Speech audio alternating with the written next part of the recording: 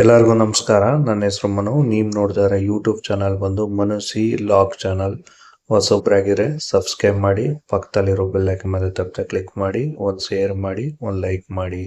ಇವತ್ತು ಏನಪ್ಪ ವಿಚಾರ ಅಂತ ಹೇಳಿದ್ರೆ, ಕೌನ್ಸ್ಲಿಂಗ್ 28/7/2026 ಕೌನ್ಸ್ಲಿಂಗ್ ಬಗ್ಗೆ. ಇದು ನಿರ್ವಾಹಕ ಹುದ್ದೆ ಮತ್ತು ಸಹಾಯಕ ಲೆಕ್ಕಗಾರರ ಏನು ಲೀಸ್ಟನ್ನು ಬಿಡುಗಡೆ ಮಾಡಿದ್ದಾರೆ.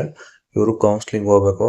ಯಾವಾಗ ಅಂತ ಹೇಳಿದ್ರೆ, ನಾನು ಹೇಳ್ದಂಗೆ 28/7/2026 ಬೆಳಿಗ್ಗೆ 9:30ಕ್ಕೆ ನೀವು ಏನು ರೀಚ್ ಆಗಬೇಕಾಯ್ತದೆ. ಆಲ್ರೆಡಿ ನಿಮಗೆಲ್ಲ ಮೆಸೇಜು ಸುಧಾ ಬಂದಿರ್ತದೆ. ಹಾಗಾಗಿ ಈ ಲೀಸ್ಟಲ್ಲಿ ಸುಮಾರು ಜನ ಕಂಡಕ್ಟರ್ಗಳಿಗೆ ಲೀಸ್ಟನ್ನು ಬಿಡುಗಡೆ ಮಾಡಿದ್ದಾರೆ. ಹಂಗಾಗಿ ಈ ಲೀಸ್ಟಲ್ಲಿ ನಿಮಗೆ ತೋರಿಸ್ತಾ ಇದ್ದೀನಿ. ಕೆಲವೊಬ್ಬರನ್ನ ಸ್ಪೀಡಾಗಿ ಯಾಕೆ ಅಂತ ಹೇಳಿದ್ರೆ, ಆಲ್ರೆಡಿ ನೀವು ನೋಡಿರ್ತೀರಿ. ನೋಡಲಿಲ್ಲ ಅಂದರೆ ಮೆಸೇಜ್ ಹಾಯ್ ಅಂತ ಹಾಕಿ ನಾನು ನಿಮಗೆ ಬೇಕಾದ್ರೆ ಸೆಂಡ್ ಮಾಡ್ತೀನಿ. ಎಲ್ಲರ ಲೀಸ್ಟು ಐತೆ.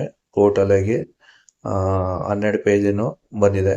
ಹಂಗಾಗಿ ನೀವು ಈ ಹೆಸರು ಇರೋರು ನೀವು ಇದು ಕೌನ್ಸ್ಲಿಂಗ್ ಹೋಗ್ಬೇಕಾಯ್ತದೆ. ಕೌನ್ಸ್ಲಿಂಗಲ್ಲಿ ನೀವು ದಾಖಲಾತಿಗಳನ್ನ ಕೊಟ್ಟು ನೀವು ಇದು ಮಾಡಬೇಕಾಯ್ತದೆ. ಹಂಗಾಗಿ ಹೆಸರುಗಳನ್ನ ನೀವು ಸ್ಕ್ರೀನ್ ಮೇಲೆ ಓದ್ತಾಯಿದೆ. ಆ ಸ್ಕ್ರೀನ್ ಮೇಲೆ ನೋಡ್ಕೊಂಡು ಆದಷ್ಟು ನೀವು 28ನೇ ತಾರೀಕು ನೀವು ಕೌನ್ಸ್ಲಿಂಗ್ ಹೋಗ್ಬೇಕಾಯ್ತದೆ. ಹಂಗಾಗಿ ಕೆಲವರು ಕೇಳಿದರು, ಸರ್ ಬಂದೇಟ್ಗೆ ಹಾಕಿ ಅಂತ. ಬಟ್ ನಾನು ಇವಾಗ ಚೆಕ್ ಮಾಡಿದಾಗ ಸುಧಾ ನೋಡಿದಾಗ ಅದು ಗೊತ್ತಾಗಿದೆ. ಹಂಗಾಗಿ ಈ 64 ಗಂಟಲು ಆಗಿದೆ, 87 ಗಂಟಲು ಆಗಿದೆ. ಕೆಲವೊಬ್ರು ನೋಡ್ತಾ ಲೀಸ್ಟಾಗಿ ಈ ಥರ ಎಕ್ಸಾಮ್ಗಳನ್ನ ನಡೆದರೆ ಮುಂದಿನ ದಿನಗಳಲ್ಲಿ ತುಂಬ ಕಷ್ಟ ಆಯ್ತದೆ. ಯಾಕೆ ಅಂತ ಹೇಳಿದ್ರೆ, ಇಷ್ಟು ಸ್ಕೋರು ರೀಚ್ ಮಾಡಿದವ್ರಿಗೆ ಜಾಬ್ ಆಯ್ತದೆ ಅಂದರೆ ಮುಂದಿನ ದಿನಗಳಲ್ಲಿ ತುಂಬ ಕ್ರಿಟಿಕಲಾಗಿ ಸ್ಕೋರನ್ನು ಮಾಡಬೇಕಾಯ್ತದೆ. ಹಂಗಾಗಿ ನೋಡಿ, ನೀವು ಸ್ಕ್ರೀನ್ ಮೇಲೆ ಸ್ಕೋರ್ ಮೆಟೀರಿಯಲ್ ಏನೋ ಇದು ಅದು ಯಾವ ಏಜಿಗೆ ಮತ್ತು ಎಷ್ಟು ಪರ್ಸೆಂಟ್, 55% ಜಾಸ್ತಿ, ಒಂದು ಸ್ವಲ್ಪ ಜಾಸ್ತಿನೇ ಆಗಿದೆ.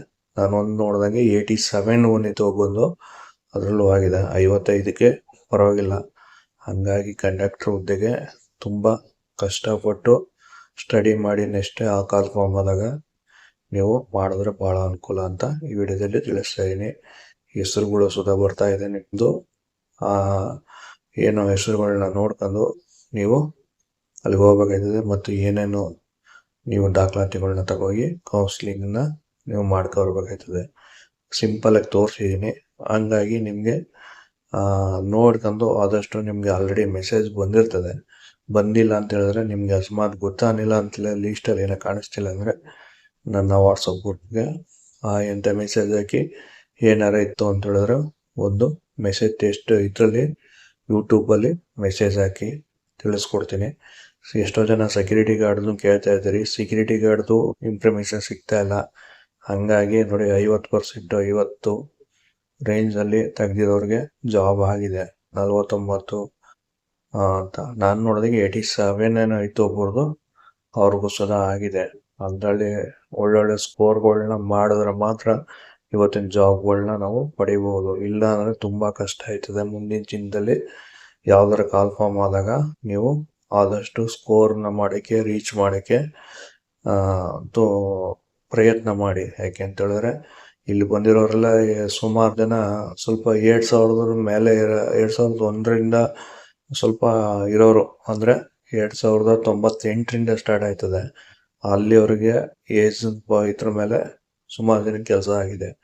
ಅಂದರೆ ಕೌನ್ಸ್ಲಿಂಗಲ್ಲಿ ಪಾಸ್ ಆಗಿ ಅವರು ಆದರೆ ಭಾಳ ಉತ್ತಮ. ಎಲ್ಲ ಆಗಿದೆ, ಇನ್ನೇನಿಲ್ಲ, ತೊಂದರೆ ಏನಿಲ್ಲ. ಧನ್ಯವಾದ.